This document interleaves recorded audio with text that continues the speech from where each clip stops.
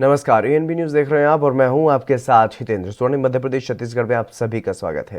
Bulletin का आगाज करेंगे। देश और प्रदेश की प्रगति में महती भागीदारी निभाने वाले युवाओं को उनकी सेहत को बेहतर करने के लिए प्रोत्साहित करते हुए मुख्यमंत्री भूपेश बघेल ने कहा कि स्वस्थ शरीर में ही अच्छे और सकारात्मक विचार का वास होता है, जिससे इंसान अपने दिनचर्या के साथ ही पूरे जीवन का भरपूर आनंद ले सकता है।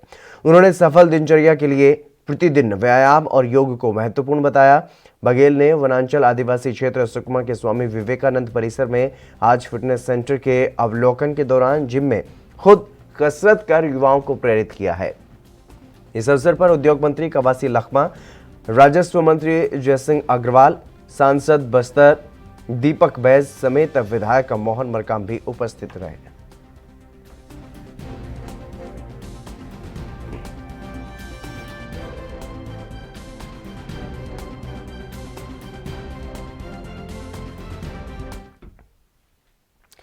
असम की सत्ता में कांग्रेस की वापसी के मिशन में छत्तीसगढ़ कांग्रेस भी पूरी तरह से शामिल हो गई है। मुख्यमंत्री भूपेश बघेल को कांग्रेस ने असम विधानसभा चुनाव के लिए सीनियर ऑब्जर्वर बनाया है और अब मुख्यमंत्री ने अपने तीनों सलाहकारों को असम के चुनावी मोर्चे पर तैनात कर दिया है।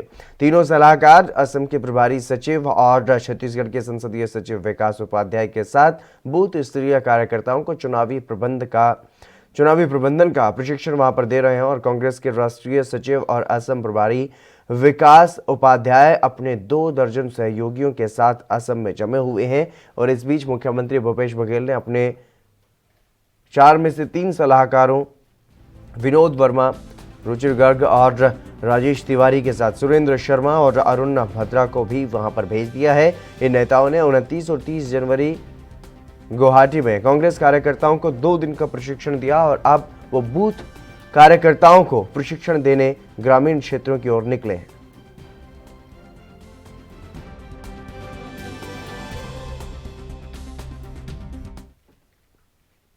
छत्तीसगढ़ में धान की सरकारी खरीद का काम पूरा होते ही कांग्रेस ने बीजेपी नेतृत्व पर तीखा हमला बोला है।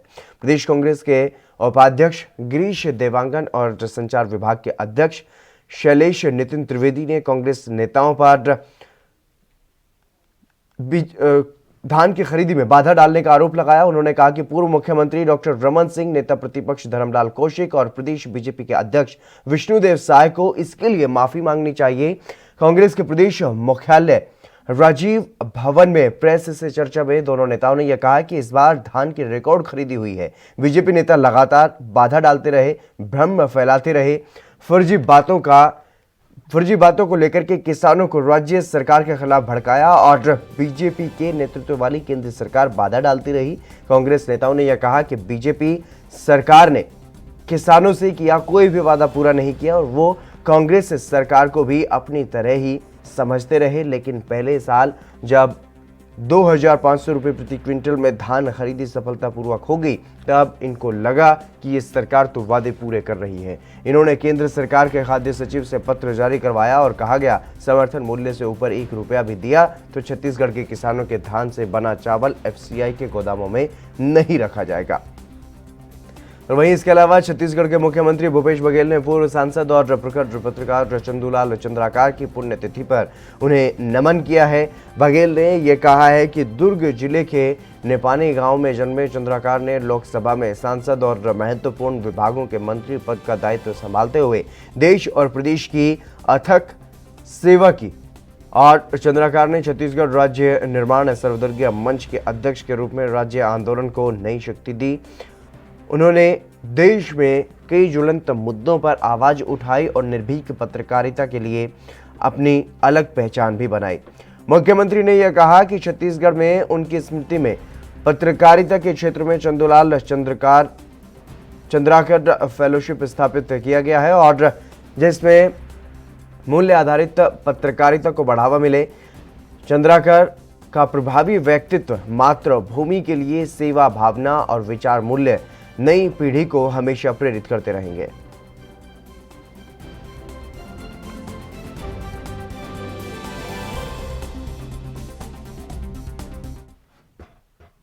छत्तीसगढ़ के खाद्य मंत्री अमरजीत भगत ने यह कहा है कि केंद्र सरकार का ये बजट बेहद निराशाजनक है।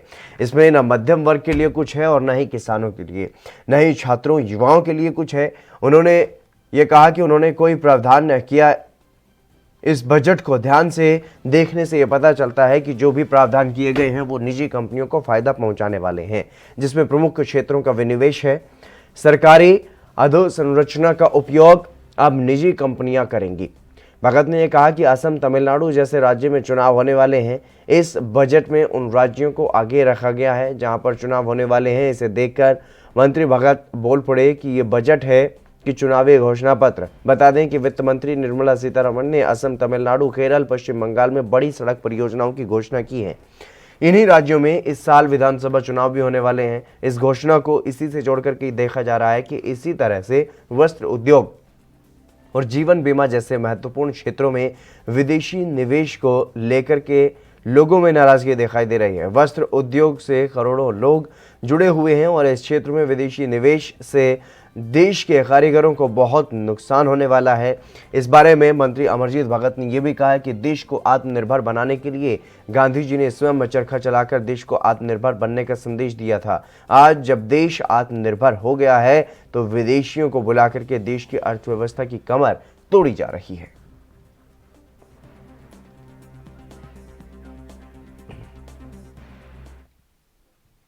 केंद्रीय वित्त राज्य मंत्री अनुराग ठाकुर क्या कुछ कह रहे हैं वो आपको सुनवाते हैं। जो लगभग 2 लाख करोड़ रुपए का प्रावधान अगले 5 साल के लिए किया गया है, उससे क्या होगा? देश में मैन्युफैक्चरिंग बढ़ेगी, एक्सपोर्ट बढ़ेगा, अर्थव्यवस्था को ताकत मिलेगी। हमारा एफडीआई लगातार बढ़ा है। महामारी के समय भी 8 महीनों में रिकॉर्ड एफडीआई आया है। इससे पता चलता है भारत में लोग निवेश करना चाहते हैं। बैंकों को मजबूत करने के लिए 20,000 करोड़ रुपए हम बैंकों के लिए दे रहे हैं। क्या दे रहे हैं? उनका अगर कैपिटल इन्फ्यूजन करना होगा तो वो भी देंगे। डेवलपमेंट फाइनेंस इंस्टीट्यूशन देना होगा, डीएफआई, तो हम वो भी बनाने जा रहे हैं। उससे लगभग 5 लाख करोड़ रुपए की लैंडिंग या आप पैसा दे सकते हो। तो किसको लाभ मिलेगा? जो लोग बड़े बड़े प्रोजेक्ट कर रहे हैं उनको लंबे समय तक पैसा उसके लिए मिलेगा। ये सारी चीजें मदद करेंगी भारत को $5 ट्रिलियन इकोनॉमी बनाने के लिए। सर, आपने किसानों की बात की, लेकिन किसान तो आंदोलन पे हैं। वो कह रहे हैं कि आज के बजट से उन्हें कुछ मिला नहीं। उन्हें कुछ उम्मीद थी कि उनके लिए कुछ मिलेगा। आपने कहा वो 1 कॉल की दूरी पे भी है, लेकिन वो नंबर उनको नहीं पता। देखिए, किसानों के साथ 11 राउंड वार्ता हुई, जो फॉर्मल बैठकें थी। इसके अलावा बाकी बैठकें भी हुई हैं। लगातार हमारी सरकार के कृषि मंत्री उनसे मिलते रहे, पार्टी के वरिष्ठ नेता और सरकार के वरिष्ठ मंत्री किसान नेताओं से मिलते रहे। मोदी सरकार तो पहले दिन से ही किसान हितैषी है।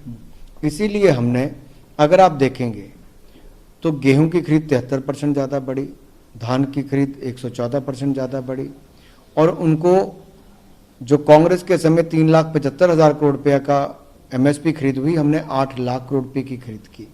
43% हमने गेहूं धान की मूल्य बढ़ाया। 65% से 70% हमने दलहन तिलहन के मूल्य बढ़ाए। और मैडम ने जो आंकड़े भी दिए वित्त मंत्री ने, वो भी स्पष्ट तौर पर दिखाते हैं कि जहां कांग्रेस के टाइम पे दलहन के लिए अगर 263 करोड़ रुपए मिला तो अब 8,000 करोड़ रुपए मिला है। तो कैसे? 2013-14 में 263 करोड़ दिया, हमने 8,000 करोड़ दिया पिछले साल। ये अपने आप दिखाता है कि मोदी सरकार ने किसानों के लिए लगातार ज्यादा ही किया है, आगे भी ज्यादा करेंगे और किसानों की आय को दुगना भी करेंगे।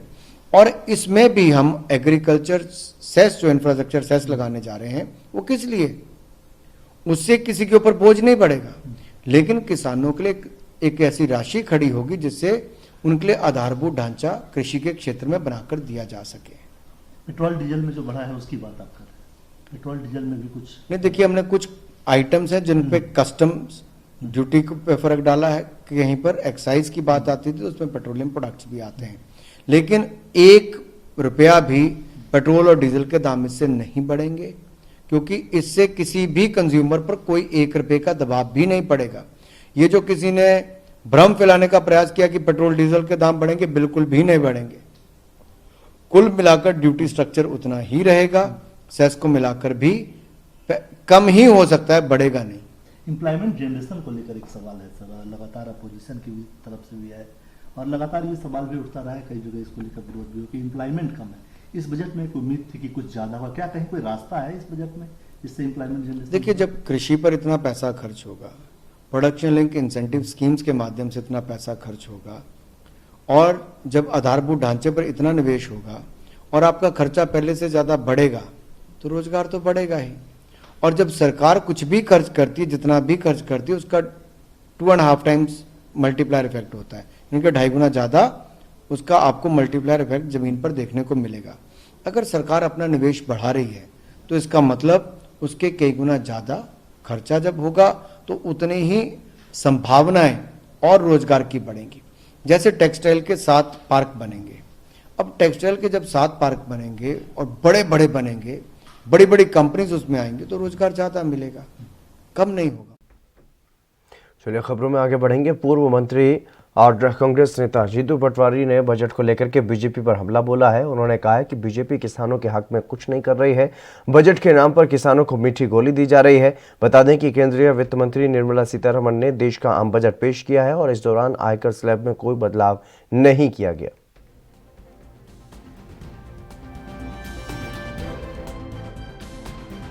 सरकार लगाती है, आशा थी कि पेट्रोल डीजल और पेट्रोलियम पदार्थों पे घटाएगी, कोई राहत नहीं है। किसानों को झुंझुना, मीठी गोली, एक तरह से किसान आंदोलन को कैसे हम निस्तनाबूद करें उसकी बात है, पर किसानों के हितों में एक शब्द नहीं पूरे बजट में। ये नरेंद्र मोदी जी ने कहा था कि $5 ट्रिलियन की अर्थव्यवस्था करूंगा, 2 करोड़ रोजगार दूंगा, डबल डिजिट अर्थव्यवस्था करूंगा, वो सारी बातें 0 बटा सन्नाटा है। केंद्रीय वित्त मंत्री निर्मला सीतारमण ने देश का आम बजट आज पेश किया और उसको लेकर के तरह तरह की प्रतिक्रियाएं सामने आ रही हैं। उसी को लेकर के जो कांग्रेस के वरिष्ठ नेता हैं, मध्य प्रदेश कांग्रेस के वरिष्ठ नेता और मध्य प्रदेश के पूर्व कैबिनेट मंत्री भी रह चुके हैं जीतू पटवारी, उन्होंने भी केंद्र सरकार पर निशाना साधा है। खासतौर पर किसानों के मुद्दे पर उन्होंने केंद्र सरकार को घेरा है। उन्होंने ये कहा है कि किसानों को कुछ भी नहीं दिया गया है, किसानों को सिर्फ और सिर्फ मीठी गोली दी जा रही है। और इसके अलावा साफ तौर पर उन्होंने ये भी कहा है कि पेट्रोलियम पदार्थों के जो दाम है उसमें कटौती की उम्मीद की जा रही थी, लेकिन उसमें भी कुछ नहीं किया गया। यानी कि इस बजट को कहीं ना कहीं उन्होंने सिरे से खारिज करते हुए नजर आए और साफ तौर पर यह कहा कि इस बजट में किसानों को कुछ भी नहीं दिया गया। किसानों के नाम पर सरकार सिर्फ और सिर्फ राजनीति करती हुई दिखाई दे रही है, लेकिन बजट में किसानों के फायदे के लिए कोई भी प्रावधान नहीं किया गया। चलिए फिलहाल यहां पर रुकेंगे एक छोटे से ब्रेक के लिए, जल्द हाजिर होंगे।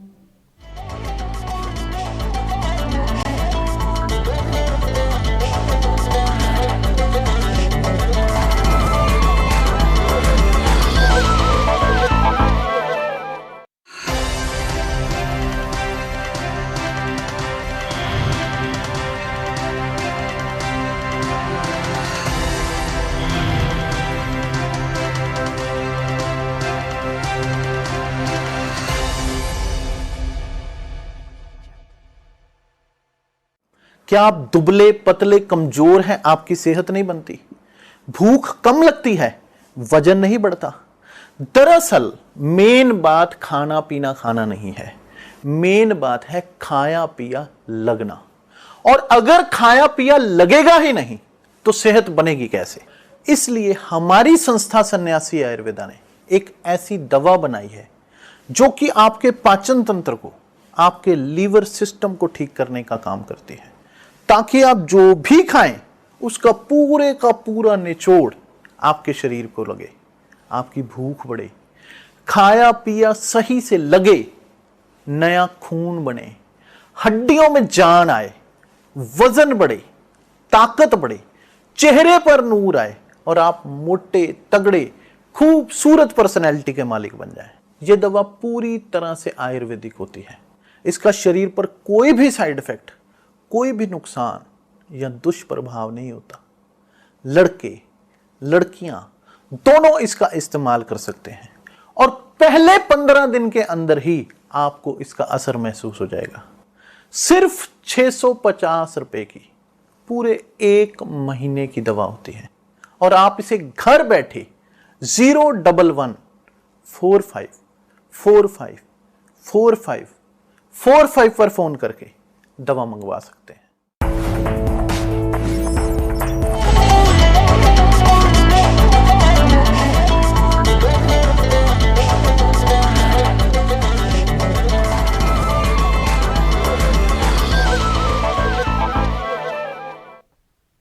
ब्रेक के बाद एक बार फिर से आप सभी का स्वागत है। खबरों में आगे बढ़ेंगे। केंद्रीय वित्त मंत्री निर्मला सीतारमण ने देश का आम बजट आज पेश किया। इस दौरान आयकर स्लैब में कोई बदलाव नहीं किया गया और वहीं बजट को लेकर के मध्य प्रदेश के भोपाल में व्यापारी, युवा, कर्मचारियों का मिला जुला असर देखने को मिला है। युवाओं ने रोजगार के अवसर बजट में न होने पर खामियां निकाली है। एएनबी न्यूज की खास रिपोर्ट आप देखिए। मंत्री निर्मला सीतारमण शर्मा द्वारा किया गया पेश के बाद क्या कहते हैं भोपाल के युवा, क्या कहते हैं बिजनेसमैन। सबसे पहले बिजनेसमैन से जानेंगे क्या कुछ नजरिया है बजट को लेके, अच्छा रहा या नहीं रहा। बजट इस बार अच्छा रहा है, मैं सहमत हूँ इस बजट से। मुझे लगता है कि जो नुकसान हुआ है अभी कोरोना काल में, बिजनेसमैन बहुत सारे लोगों का जो नुकसान हुआ है क्योंकि लोग व्यापार नहीं कर पाए। तो युवाओं का क्या कुछ मानना है, क्या बजट को लेके क्या आप मानते हैं कि अच्छा रहा है।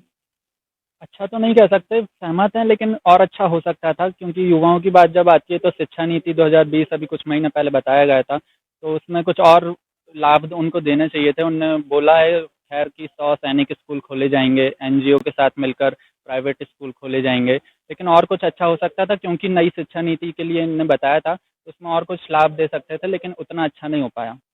लेह में ही यूनिवर्सिटी भी खुली है, क्या मानते हैं कि किस तरीके से आप लोगों के लिए। जी इस बार के बजट से मैं इतनी सहमत नहीं हूँ क्योंकि मेरा मानना है कि बहुत ही डिप्लोमेटिक बजट आया है इस बार का।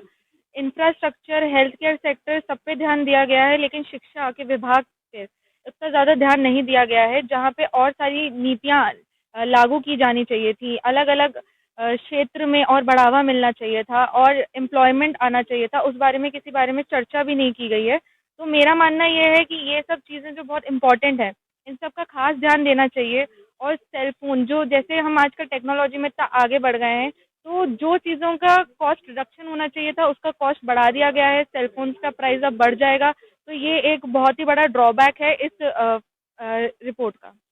जिससे इंफ्रास्ट्रक्चर, एग्रीकल्चर, एजुकेशन पर भी काम किया गया, तो क्या मानते हैं कि रोजगार के क्या कुछ आपको इस बजट में। रोजगार भी मेरे ख्याल से तो बढ़ेगा इस बार। और जैसे निर्मला सीतारमण जी ने बताया फाइनेंस मिनिस्टर में कि इफ इन केस जैसे आत्मनिर्भर भारत पे उन्होंने जोर डाला, तो अगर आत्मनिर्भर की बात करें तो वो टैक्स पेयर्स भी हटा दिए, जैसे 75 ईयर्स से जो ऊपर है उन्हें टैक्स नहीं पे करना पड़ेगा। दूसरी चीज़ ये कि जहाँ तक अभी कोरोना के लिए 2 टीके थे, अब 4 की बात हो रही है, तो ये एक पॉजिटिव पॉइंट भी तो ले सकते हैं ना हम उनके हिसाब से। अब आगे आ जाइए, आपसे हम जाने क्या क्या। तो सर, जैसा कि हम सभी जानते हैं कि कोरोना का काल चल रहा था, जिससे पूरी दुनिया ही ग्रस्त थी और जहां इंडिया ने काफ़ी अच्छा बैकअप और जल्दी ही बैकअप लिया है, तो सरकार ने उसी को आगे बढ़ाते हुए कहा है वो 35 करोड़ का आवंटन और देंगे कोरोना वैक्सीन को लेकर। जैसे कि बताया कि 4 वैक्सीन होने वाली हैं, तो ये इसका बहुत अच्छा पॉइंट है। और सबसे बढ़कर अभी हेल्थ है सब लोगों के लिए कि आप हो तो उसके बाद तो सब हो ही जाएगा। मेरा यही कहना है, ये सब बहुत अच्छा है। बहुत धन्यवाद। तो तमाम लोगों की प्रतिक्रिया और मिला जुला असर बजट को लेकर खासी यहाँ पर लोगों में नाराजगी भी नहीं देखी गई और ना ही ज्यादा उत्सुकता देखी गई। मिला जुला बजट नजर आता है। देशव्यापी किसान आंदोलन चल रहा है। करीब 2 महीने से ज़्यादा का ये वक्त हो चला है और सरकार ने लगातार आंदोलन पर दमन की कार्रवाई भी की है। इस तरीके के आरोप लगाए हैं। बजट को लेकर के भी इंदौर प्रेस क्लब में किसान संघर्ष और समन्वय समिति की सदस्य और नर्मदा बचाओ आंदोलन की नेता मेधा पाटकर ने प्रतिक्रिया दी है। बजट पर उन्होंने साफ तौर पर यह कहा है कि किसानों को गुमराह करने की कोशिश की गई है।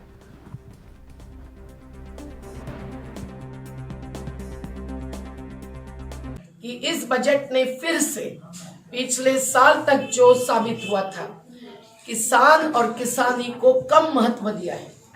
भ्रमित करने वाली आंकड़ाकीय जानकारी आवंटन की हम लोगों को पोल खोल करके देखनी जरूरी पड़ रही है।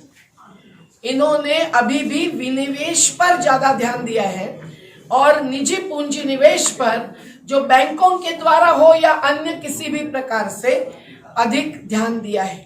तो इसीलिए इनका ध्यान भी नहीं है और धन आवंटन भी नहीं है किसानों की मूल मांगों पर।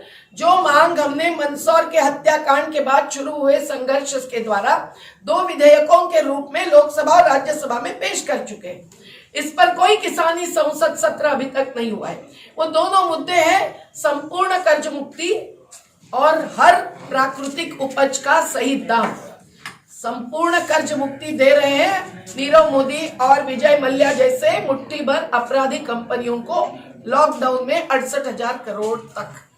और किसानों को अगर कर्ज मुक्ति करनी थी तो इन्होंने उसके लिए कम से कम 2.5 लाख करोड़ रुपया विशेष रूप से अलग से आवंटित करना चाहिए था। ये हमारी मांग थी। जो हमारी किसान संसद हुई उनमें कई सारे वक्ताओं ने, जिनमें भूतपूर्व सांसद भी थे।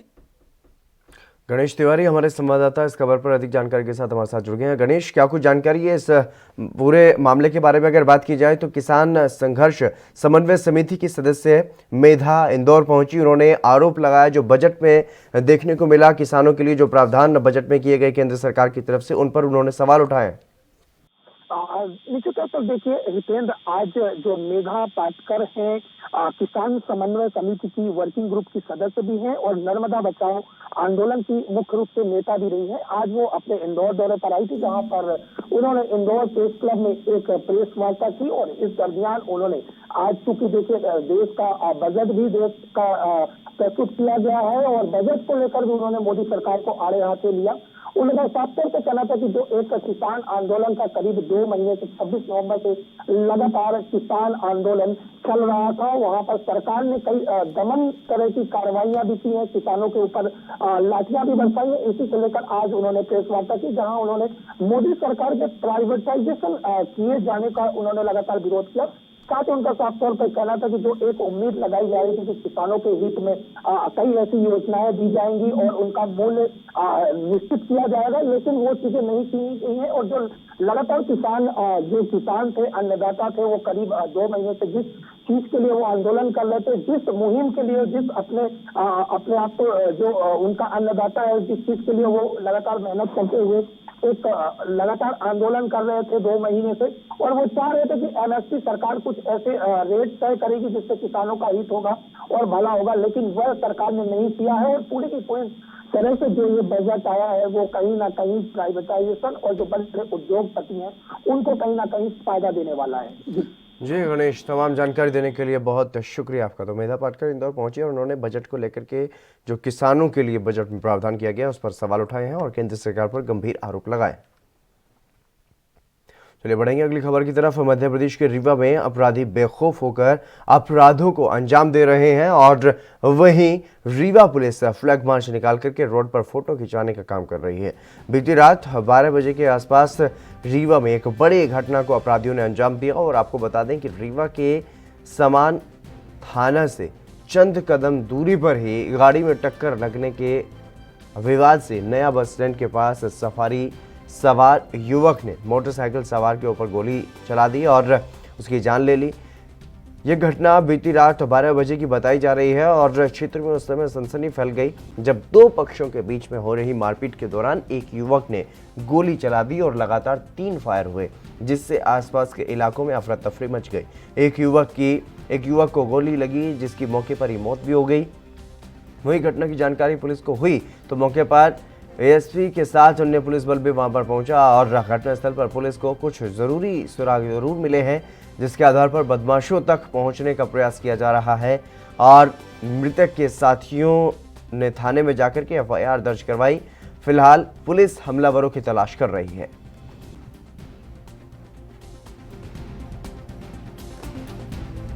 सतीश कुमार मिश्रा। क्या घटना हुई है? ये कल रात की घटना है, 11:30 बजे के लगभग।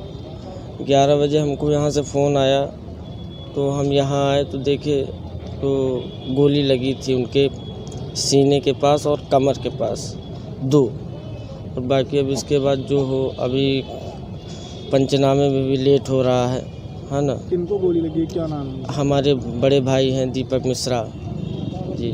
कहाँ पर घटना हुई है? ये अब नेहरू नगर गेट के पास बता रहे हैं।